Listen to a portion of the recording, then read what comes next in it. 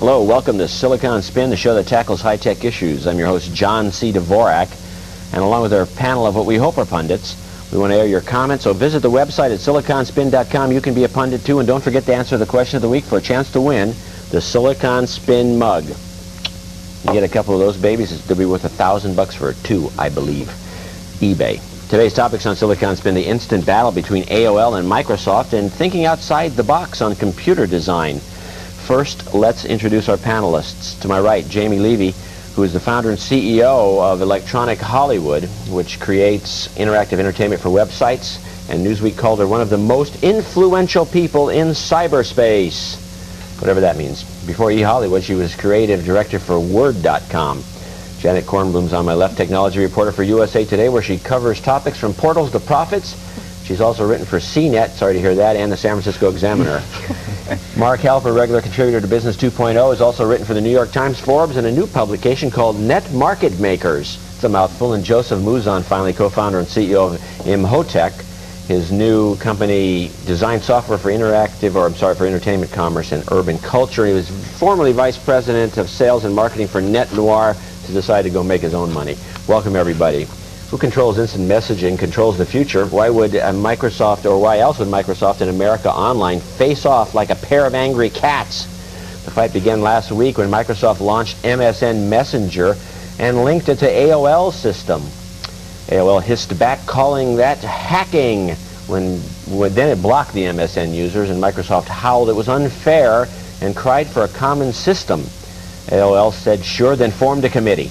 The whole thing would be funny, except that we're talking about tens of millions of users and a system that could be as important as the phone or email. Mark, what's your take on this situation, and how's it unfolding? Well, John, I understand that they, two sides want to establish standards here.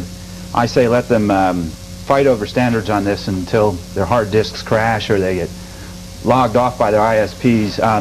Microsoft claims that there's nobody trying to do standards. It's just a scam by AOL to stall, when the fact is that AOL has already released a standard that Microsoft seemed content to use. Well, I'm personally happy to see that they're fighting like cats on this, because my own opinion is get rid of instant messaging. Oh, stop. I think somebody, that's the first guy to say that. Yeah. No way. Instant messaging is the biggest intrusion there is out there. If you were on the phone having a conversation with somebody, similarity might be if the phone system let a third party in unasked, just it's called call waiting. I think you need to learn how to block people from your instant messaging, but it's wildly popular. I use it all the time to talk to sources, to have conversations while I'm doing everything else. I'm a multitasking fool. Yeah, it's an efficiency tool. I mean, and people said what you said about the telephone 100 years ago. The phone would never fly because it's an intrusion. Well, look at it now. Now we have phones that we wear. Right. Now we have answering machines.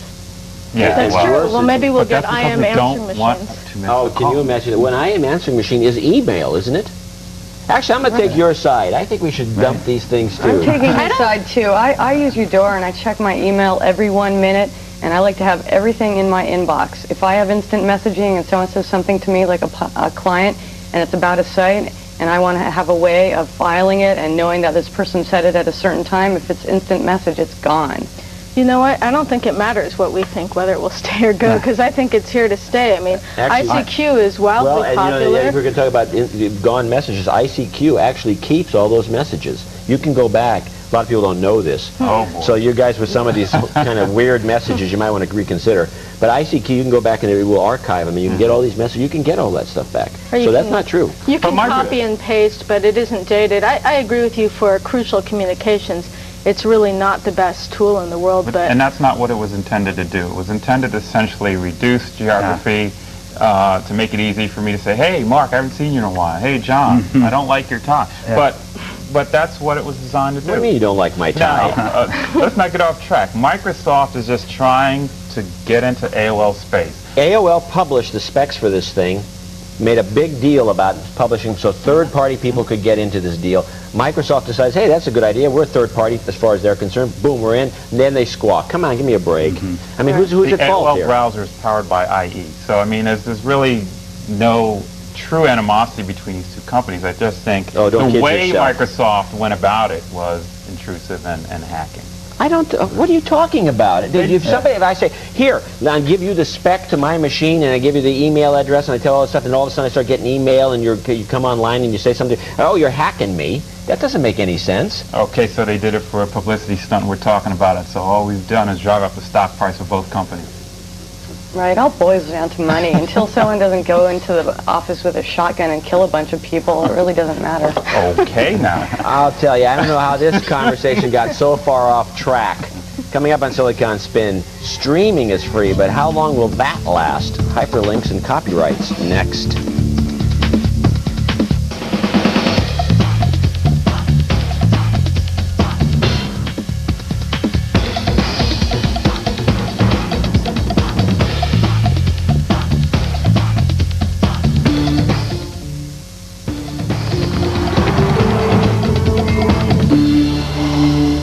Welcome back to Silicon Spin. Links are what make the web work, but the joyriding atmosphere of the net may be ending as sites get more commercial. Consider this, the streaming music site called X Radio.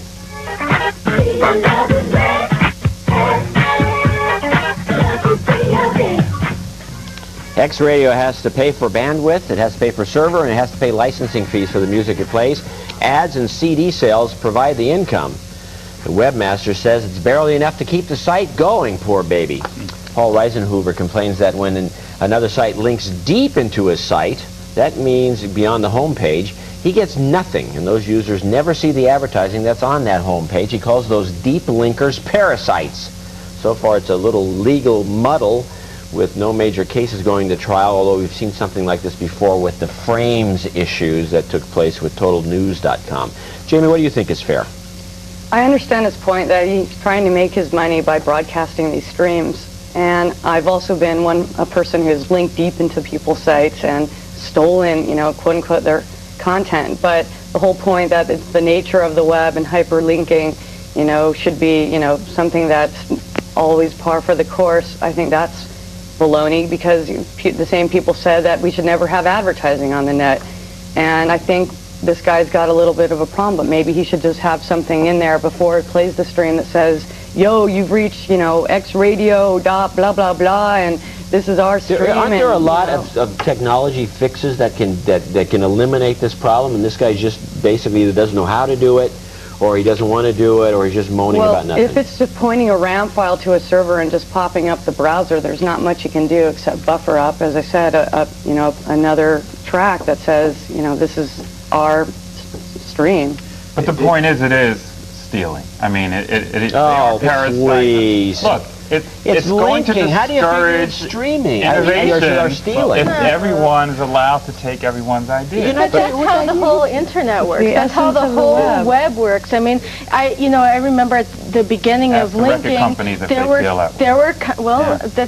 that's not what the internet is about. Matter. That's what the issue is. If people you are have coming to be able to link on the internet. That's what it's all about. Right, that's like but saying you we link can't take... with permission. You don't link just with permission. Now, you read you don't. stories every day, and people link to other people's stories and You'd be spending all day That's getting called permission web. to do a You decent can't site. do it. Look, you can link to my site, and that's fine until I say you can't link to it. And then if I shut you down, don't come back in the door. Then you change the direction of your RAM file, and so the person who's pointing to it has to constantly point to, what he should do is look at where they're pointing to and put it to, him like with his girlfriend in bed, and then they'll never point to his site again if that's what he doesn't There's want ways to do. of doing it technologically without having to just constant asking for permission. To be honest about it, don't want people asking permission to link to my site. I want them to link to it. I want to get some numbers. Why are you against that? No, I'm not against you getting numbers. No, you against anyone getting numbers? You against getting numbers on your own site? No. The way to get numbers is to have a show that's compelling, to have a website that's compelling, and that's the way people come. How are people going to find it if nobody ever links to it, though? Don't you think that links are the key? Television advertising. You buy a web banner, you buy TV, you buy radio. You. Yeah, but the essence of the web is for people to send, emails. You must be well funded. with URLs around the web. I have a cartoon up on cyberslacker.com, and people link to it not because I sit on television shows and promote it every day, but because they see it, they like now? it. Like today, cyberslacker.com, and people walk. What was it again? Cyberslacker. Anyway, but like people find out it's word of mouth, and that's the nature of the web, and so. But a good example is to look at the music industry briefly, and when MP3.com started to have all these links, and all these college students were going there and actually getting some music, and then college students were taking files and burning some official music, and then those were being stolen and converted to MP3. I mean, that was an issue. People create... Still is an issue. So what's that got to do with linking? It's a different issue. Right. People are coming in the back door. People are coming into the back door into this guy's site, and they're buying things. Are they buying things from him? They're seeing certain things. No, they're apparently just listening to music. Well, can he think on his feet and say, okay, people are coming in the back door and they're usually ending up at such and such a page on my site, therefore I'm going to sell stuff there, I'm going to place more ads there, sell more ads. Yeah, why doesn't he move his ads over there, double up his ads? I mean, the web's a fast-moving business. It seems like he could adjust and make use of those pages that people are coming through the back door to get to. In all fairness, the story does, say at the end that he has figured out a way to change to redirect people. You could probably understand the technology behind it, but I think that these issues... Yeah, really. These issues... You must have a webmaster. This is not, by any means, the first time this has happened. Ticketmaster got mad at Microsoft 2 years ago because Microsoft was sending paying customers to the Ticketmaster site. Customers with checks in hand ready to pay Ticketmaster money for tickets, and Ticketmaster didn't like that because... Yeah, what? Because they were making money. What is wrong with these people? Web economics. Right. I think the bottom line is he should put, as I said, a commercial in front of the audio file promoting his business and saying, hey, you guys can, buy this band's record or whatever by going to this site. And there's nothing, he can constantly change and redirect the RAM files, but the bottom line is he should just, Well, he should just charge, figure out a way the people who are doing this, catch them and then somehow... Oh, yeah. Yeah, let's have the net police. You can send your email to Muzan, the only guy that doesn't like linking. Teach them a lesson. They're taking it without permission. Please. Right. Coming up on Silicon Spin, what makes a site worth visiting? Our viewers' high standards next.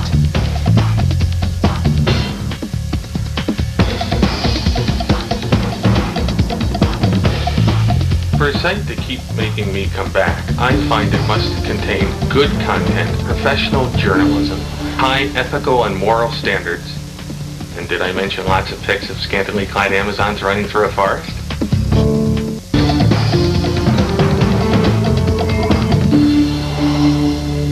Welcome back to Silicon Spin. The question of the week asked, what makes you stay or return to a website?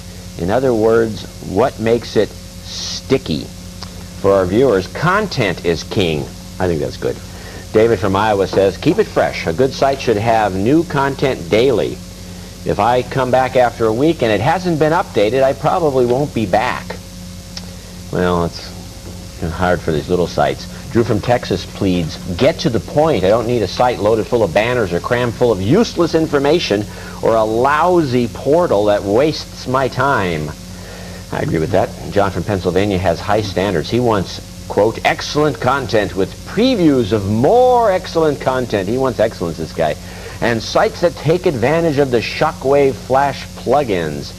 Of course, that only applies to people that have the strength and ability to find the plugins. That's not true. Those things are easy to find. Macromedia.com. Go there and get them. And patience, by the way. And Jim from New York craves simplicity. In order for me to stay, it must be easy to use. I hate having to click, click, click, click, click, click, click, click to find what I'm looking for. And it better have been mentioned by Mr. Dvorak. Otherwise, why bother? I agree with that. Kevin from Arizona has a whole list. Interesting content that's been updated, unbroken links, pages that load in less than 10 minutes, and no reference to Furbies or iMacs. I guess that leaves us out, at least for a while, since we're kind of on the iMac bandwagon in reverse. Joseph, what keeps your customers coming back? Rich media. Oh, please. You gotta have video, you gotta have some audio. Did you hear the guy that suggests no 10-minute loading times?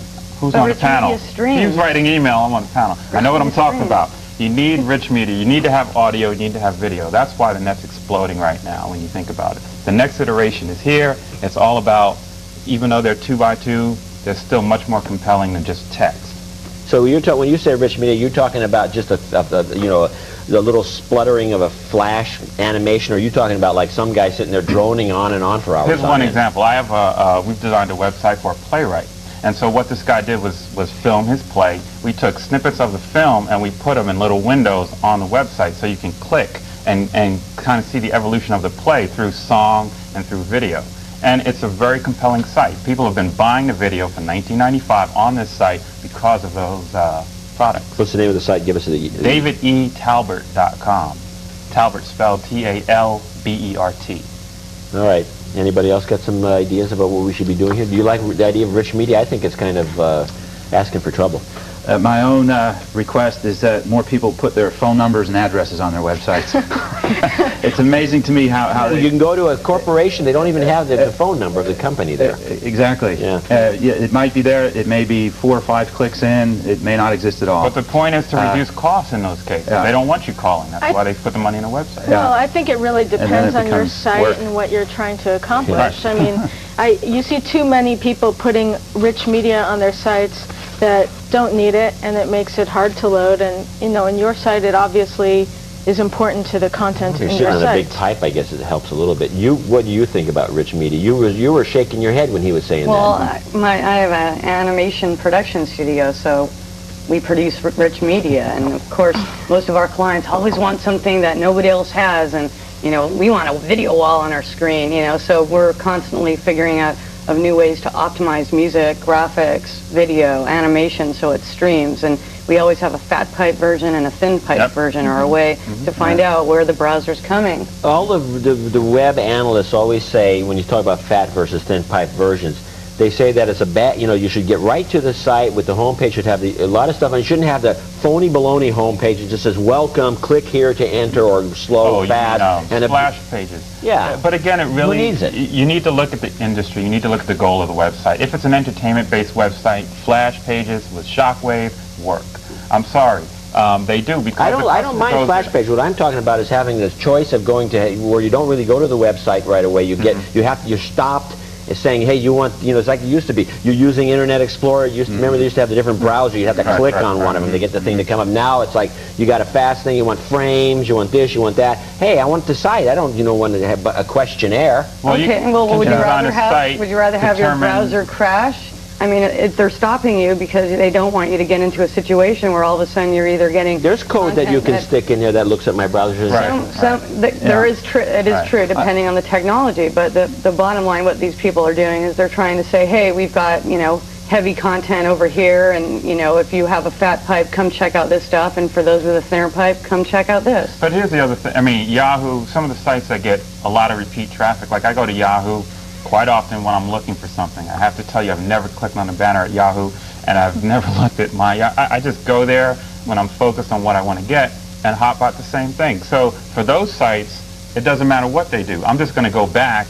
Do you call that sticky? Because I keep going back, but I'm there for 2 seconds and I'm off. No, but you know what's going on at Yahoo? You didn't realize this, but at Yahoo, on those banners, they're flashing subliminal messages, and one of them says, I hate linking, I hate linking, and that's what's been going on with you. Even though you haven't been clicking on the banners, you've been brainwashed. Coming up on Silicon Spin, Girls on Computers, designing for the different sexes next.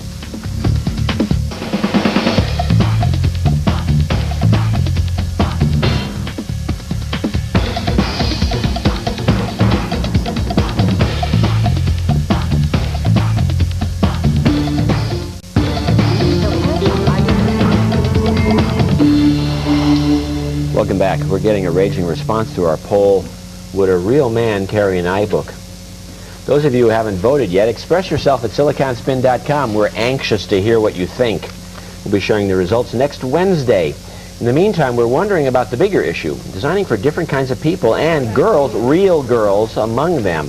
Seems like thinking outside the box is very difficult for most computer designers, and the media doesn't help. Every time something different does come out, it's liable to get a lot of criticism. Go figure. Janet, is it time for girls, real girls, to have a computer of their own? Sure, why not? But I think that the computer that would be designed by and for women and Are you including women in there? Or No, I'm talking about girls. I think that, sure, that would be great. And there could be one for boys and one for everyone can have their own computer. The boys all want dad's computer. Yeah. Maybe the girls would want mom's or dad's too. Well, I think, you know, without sounding sexist, I think that, you know, the iMac, and I think you hit a definite nerve in your column with the iBook. I was going to bring it so I could put my makeup on today, but it wasn't out yet. But I think that you know, there's form and design, and somehow if you design a computer to be functional, you know, it has a nice handle, and to look decently, that's seen as girly. I remember when the iMac first came out, and all these guys were going, "What do you need this nice?" I was criticized for writing that column for obvious reasons, but and unobvious ones, it turns out. But one of the things people kept saying, besides the fact that I'm fat and old, which I thought was a little ageist, was that I criticized the iMac when it came up for its design, and that's not true. I've been actually writing a lot of columns, and if you look at what I've been doing, saying that we need to have cooler-looking machines. Right. I'm very much into the idea of designer machines that are cool-looking. And I just don't like the iBook. And just functional. My biggest problem with the iBook is that it's still too heavy. If it were lighter, I would be out there like that, and I would go buy it. So I think that if you combine form and function, then you'd have a nice machine there. And I think that it could be a machine for everybody. I'm not going to get into what a real man. Well, it's targeted for the college market again. So let's recognize who the demographic is. Dumb college kids, they don't know any better, I guess. Backpacks, tough shells, although it's cool looking, it has its own strap. I think who's going to walk around with their computer out? I mean, that's not cool. You put it in a nice leather bag. A gay man. But the other thing about the shape of it is it's more European than girly. When you think about, for example, I like Hartman luggage, and so I bought some Hartman luggage, and it's all shaped in a certain way that they say is designed by the ever-present European designers who, of course, are 10 years ahead of Americans when it comes to what is cool in shape. But the handle is functional, and so is the cord. I mean, how many times have you pulled out your computer and gone to get the cord and it's all tangled up everywhere? I mean, a lot of these issues college students really want functional. to be cool, and you're not cool if you're carrying a computer. You put things in bags, so there's that element of mystery. What is he carrying? What is she carrying?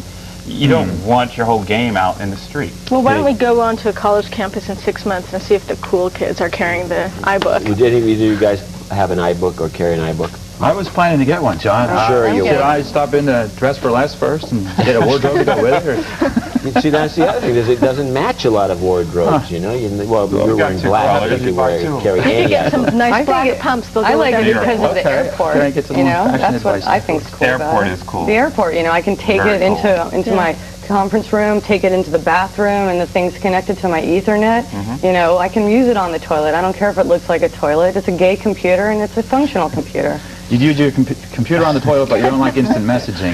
Yeah, you know that other thing, we'll get into it on Wednesday. I'll tell you one thing, that airport is not what it's cracked up to be. People are misled. I'd like to thank our panelists, Mark Helper of Business 2.0, Jamie Levy of Electronic Hollywood, Janet Kornblum of USA Today, and Joseph Muzan of Imhotech. I'm John C. Dvorak. Thanks for watching Silicon Spin.